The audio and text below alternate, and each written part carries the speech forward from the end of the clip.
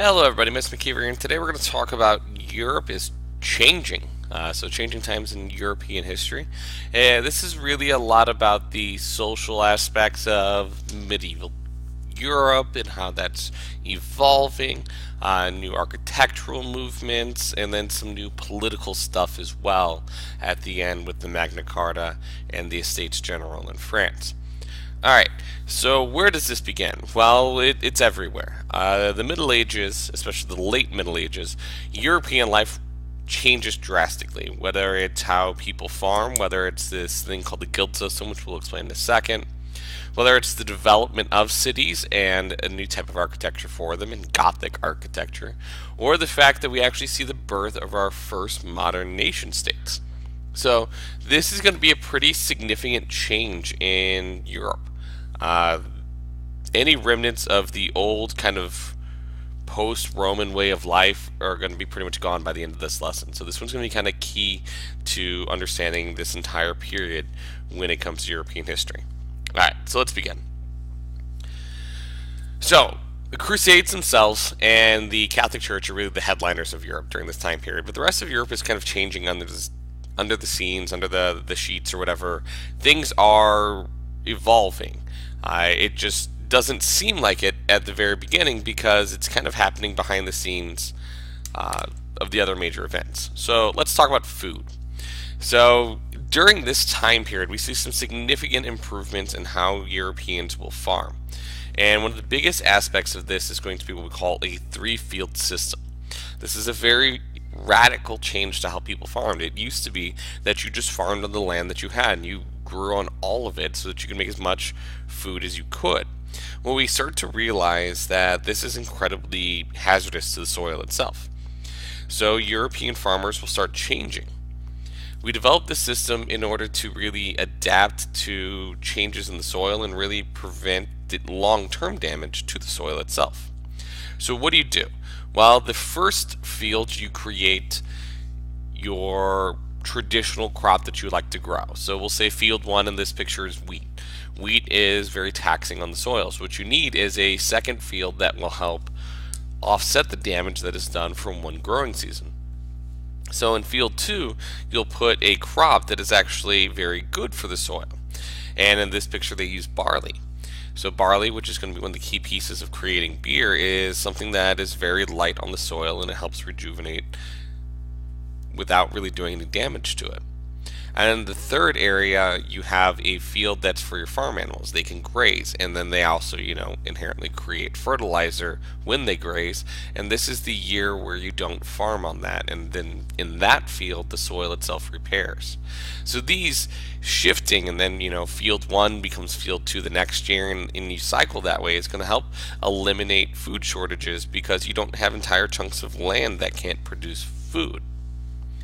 The other big change to this is really the introduction of horses to farming life. Using a horse in plowing for harvest and various other times of the year is going to make farming a lot easier. It's a little bit less labor intensive and it allows you to create more food. So this is going to really help boost the European population. Alright, well, what about guilds? Well, guilds themselves are the centerpiece of town life. So if you don't live on a farm, you don't live on a manor, you would live in a city or a town.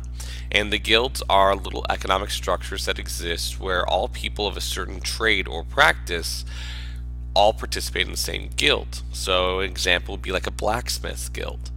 So in this blacksmith's guild, they all set kind of the standard. What is our work going to be like? And in that way, everyone has similar standards. You have a training period where apprentices can come into your guild and learn how to do the work.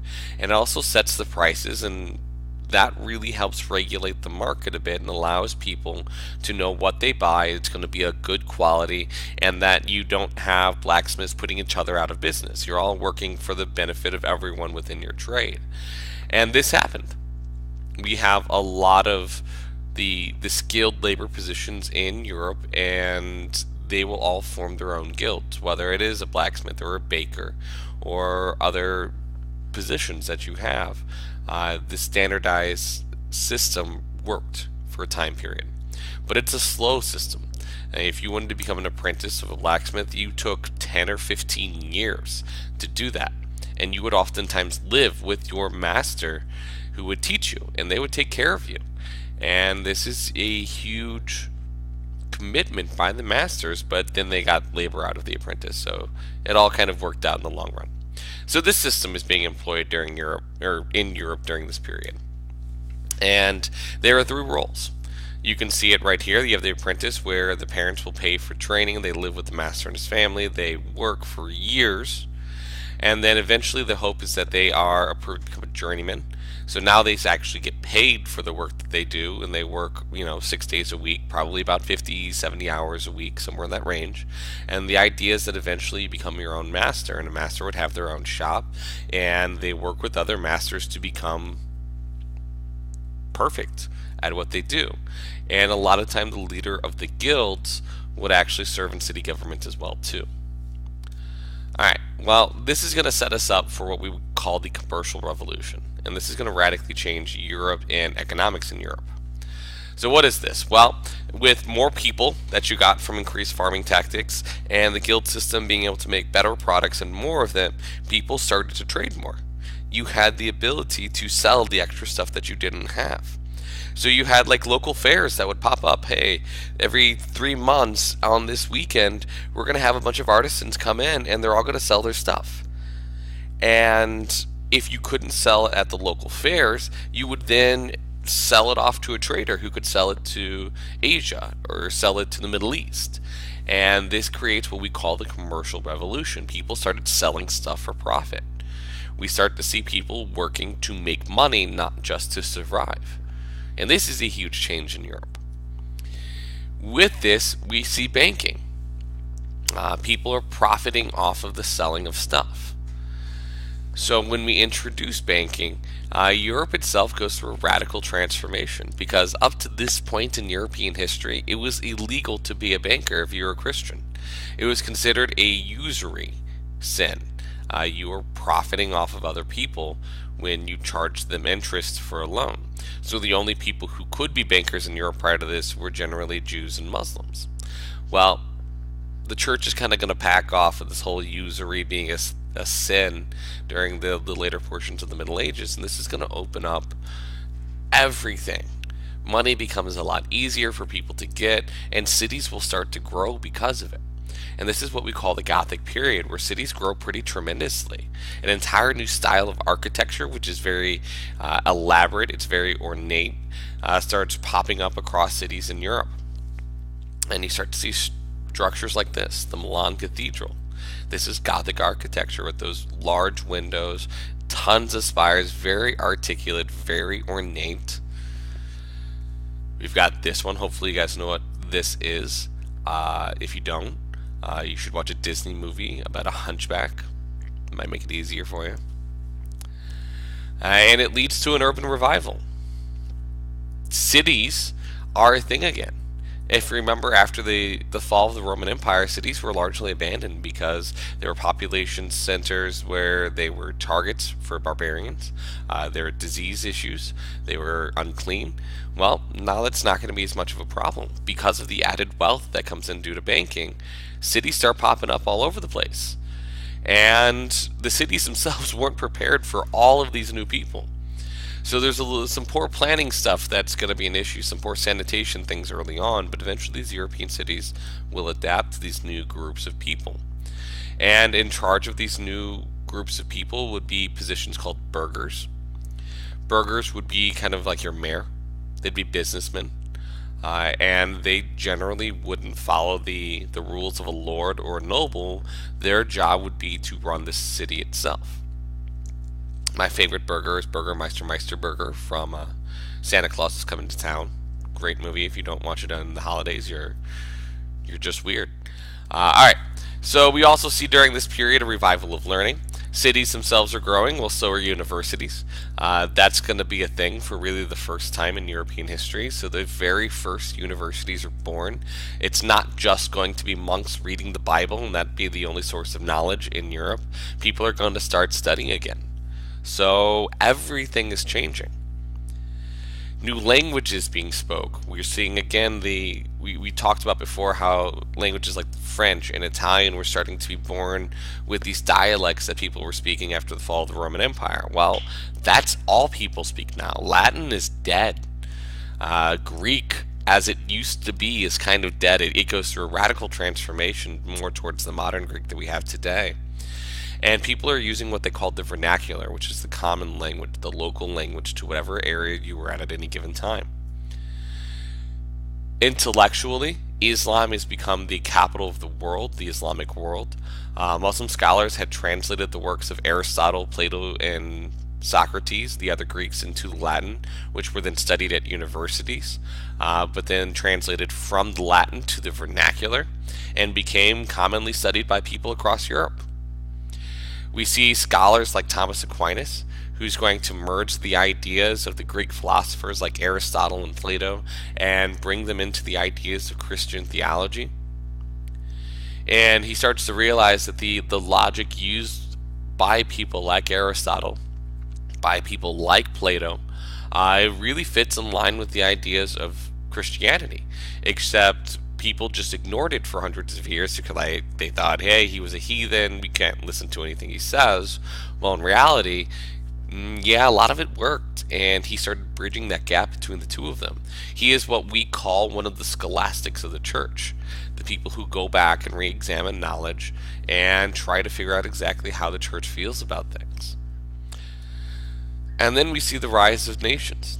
This is our last big transformative thing in the Middle Ages during this era of change. And we're going to talk about two places. And the first on our agenda list is Great Britain itself. So, Great Britain, for a long time, has been just broken in pieces. The Vikings consistently attacked the islands. Eventually, some Vikings will conquer the islands until we see a guy by the name of Alfred the Great. Great name, wonderful. Fight the Vikings off and actually unifies the British Isles together under one group called the English, named after the Engle people. And this stays that way for about 200 years. Europe is still very broken though, so having a unified England really didn't matter at that point. But in 1066, everything changes, and this is actually one of the years that many historians view as one of the most important years in European history. But in 1066, we have something called the Norman Conquest. And the Norman Conquest radically changes the shape of Europe. What starts out as what should have just been a simple invasion by a military leader changes the political situation of Europe forever. And it's due to a guy named William the Conqueror. So, let's tell you the story about this. William the Conqueror is the Duke of Normandy. If you know anything about France, Normandy is the top portion of France, the most northern portion. It's the part that butts up against the English Channel and is generally pretty wealthy portion of France. Well, when the King of England dies without a normal heir, he is promised by the king the entire nation, even though he's not actually British. He's French, he's a Norman. And this is going to anger the people of England. They don't want a French person, a Norman, becoming their king. So when the king actually dies, the people of England refuse to allow William to become their next king. So he goes to war. He and his Norman army will invade England, and in 1066 we have the Battle of Hastings. And it's one of the most iconic battles in European history. William will win, and he becomes the King of England, despite being a French person. And his descendants will maintain control over England for a few hundred years, and still the part of Normandy that his family had inherited long before that. So then we see the rise of Henry II, who is going to be, again, a descendant of William, who expands English control of France even farther. So now, what started as a French person conquering England, now you have a guy who has been born and raised in England, but technically still partially French, who has all of England and that portion of Normandy, which is in France. Well, he expands into France even farther and controls the vast majority of that country. And he establishes something that we call English common law, which is still the basis of modern English judicial systems and ours today in England. And everything just changes. And what we have here is an England that is a firm nation state that's exerting its control over France, which isn't. And then his son takes everything to the next level. His son Richard, which we've already talked about. Richard the Lionheart. He's the guy who went and fought in the Crusades that we talked about multiple times in this class already. So Richard is a wonderful king. He's iconic. People thought he was great, not only in England, but around Europe. His brother, John, kind of a tool. Not a big believer in using Parliament or establishing any sort of rule other than his own. In fact, Parliament doesn't really exist yet, so I probably shouldn't even say that. Well, when Richard goes off to fight in the Crusade, King John becomes the new king of England, and he is known by his nickname John Softsword, which is iconic of how the people really thought of King John. He was weak, he was not as intelligent or as brave as his brother was, and yeah, he's kind of villainized throughout the stories of Robin Hood as the guy who plunders the poor to give to himself. So you get the iconic story of Robin Hood stealing from the rich to give to the poor. And when it comes down to it, England starts to fall apart under John's rule. And it gets so bad that eventually he is forced to sign something called the Magna Carta. When he decides to go to war with the French, or the French declare war on him, the people, the lords, the nobles of England refuse to give him an army unless he follows a few set of rules. And this rule is the Magna Carta, which is arguably one of the most important documents in all of world history, as it established the idea of representation for the people. It is the birth of the English Parliament, something that they still have today. That is the model of our eventual Congress and pretty much every legislature in the world today. So, that's England. The Magna Carta changes everything.